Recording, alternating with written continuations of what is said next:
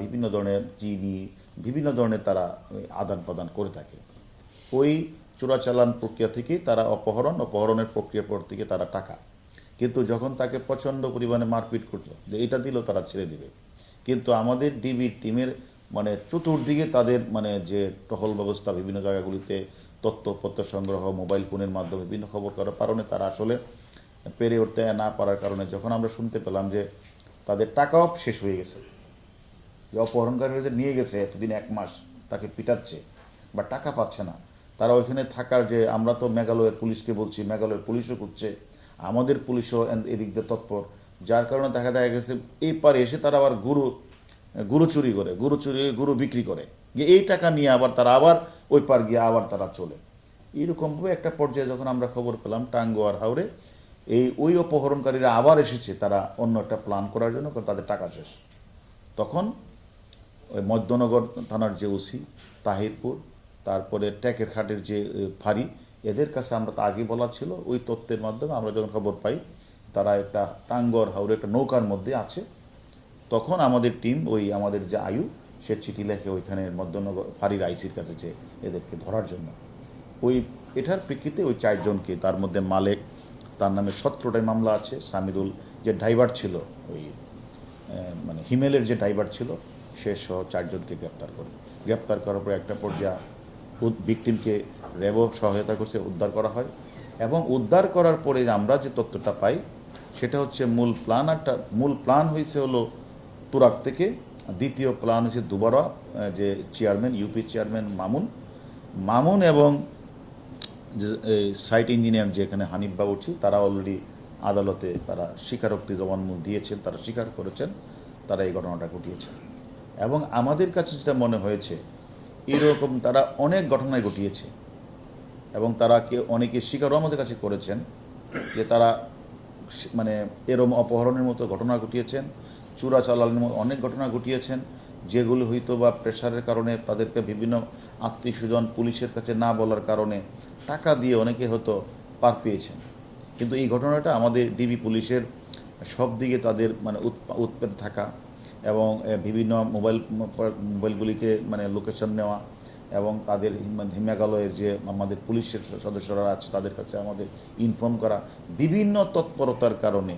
তারা হয়তো যেটা ভেবেছিল তার কাছে 2-3 কোটি টাকা নেবে, তারা নিতে পারে না এবং আমরা সুস্থভাবে উদ্ধার করতে পেরেছি। কিন্তু এরকম অনেক ঘটনা তারা ঘটিয়েছে। আমরা মনে করি, আমরা বলবো যে সেক্ষেত্রে করণীয় হচ্ছে যে আমরা আমাদের পরিবারে যে আমরা যে ফ্যামিলিতে ড্রাইভার রাখি, এটা আমাদেরকে একটু সাবধানে রাখতে হবে, কার ফ্যামিলির অবস্থা কীরকম, কাকে ধরলে টাকা পাওয়া যাবে, এরকম তথ্য কিন্তু ড্রাইভাররা দিয়ে থাকে। এবং ড্রাইভাররা কিন্তু এরকম তথ্যের ভিত্তিতে এই ধরনের ঘটনা যে অহরহ ঘটছে, যেগুলির তথ্য আমরা পাই না এগুলি হয়তো টাকা দিয়ে মীমাংসা করে নিয়েছে, হয়তো তার মা আমাদের কাছে রেগুলার জানিয়েছে,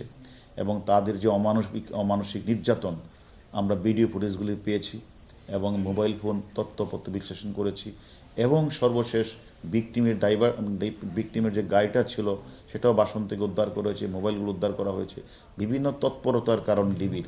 এটা আমি মনে করি যে টোটাল যে সিন্ডিকেট,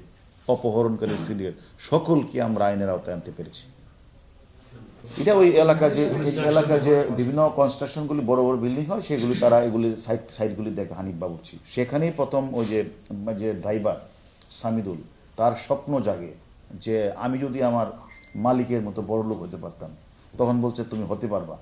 তুমি আসো আমাদের সাথে। তখন তারা তাকে টোপ দেয়, দিয়ে তাকে তখন নিয়ে যায় হলো, যখন এরা দ্বিতীয় প্ল্যানার হলো মামুন, কারণ সে যখন শেরপুর যাবে, তার বাবা মারা গেছে 3 মাস আগে, সে বিশ্ববিদ্যালয়ের ছাত্র হিমেল, সে তার বাড়ির শেরপুর যাবে, তখন সে রওনার পথে তাকে ওই দিক দিয়ে তাকে অপহরণ করে নিয়ে যায় মামুনের বাড়িতে, ওই আগের প্ল্যান মোতাবেক। এবং ভাবছে যে তার কাছ থেকে, যেহেতু তার মার অবস্থা ভালো, বাবা নাই,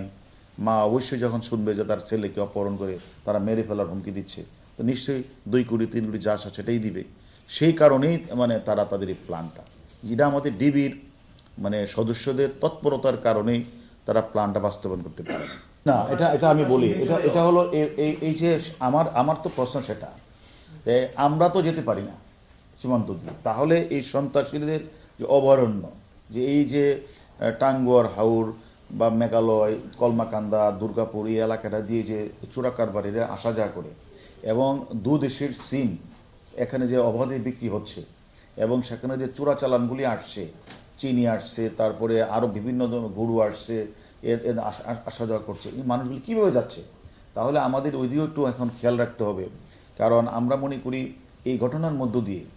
আমরা যে সকল মানে চোরা কারবারে ছিল তাদের নামও আমরা পেয়েছি এবং যারা অপহরণের সাথে জড়িত তাদের ম্যাক্সিমামকে আমরা গ্রেপ্তার করেছি এবং যারা তাদের গ্রেপ্তার হয়েছে তারা আবার আদালতে গিয়েও তারা স্বীকার করেছে যে তারা এই অপহরণের কাজটি করেন। এবং আমরা এই যে মানে হিমেলকে উদ্ধারের মাধ্যমে আমরা কিন্তু অনেক তথ্য আমরা পেয়েছি। আমাদের ডিবি টিম কাজ করছে, যারা চোরা কারবারি তাদেরকে আমরা গ্রেপ্তার অনেকেরে করেছি, আর যারা অপহরণ করেছে তাদের ম্যাক্সিমাম আমরা গ্রেপ্তার করেছি। আমি মনে করি এখন ওই জায়গাটা যে জায়গাটা দিয়ে আসা যাওয়া করে এখানেও যারা বর্ডারে যারা দায়িত্ব আছে তারাও একটু অ্যালার্ট থাকবেন এবং আমরাও মনে করি যে নাম্বারগুলি আমরা পেয়েছি তাদেরকে আমরা শীঘ্রই গ্রেপ্তার করব। সেটা হচ্ছে আপনি যদি কারো সম্পর্কে তথ্য নিতে চান তাহলে তো ওই ভিকটিমের কাছের কোনো লোকের আপনার সান্নিধ্যে যেতে হবে। সেই ক্ষেত্রে অপহরণকারীরা তারা বেছে নেয় যে কাউকে যদি অপহরণ করতে চায়, কোনো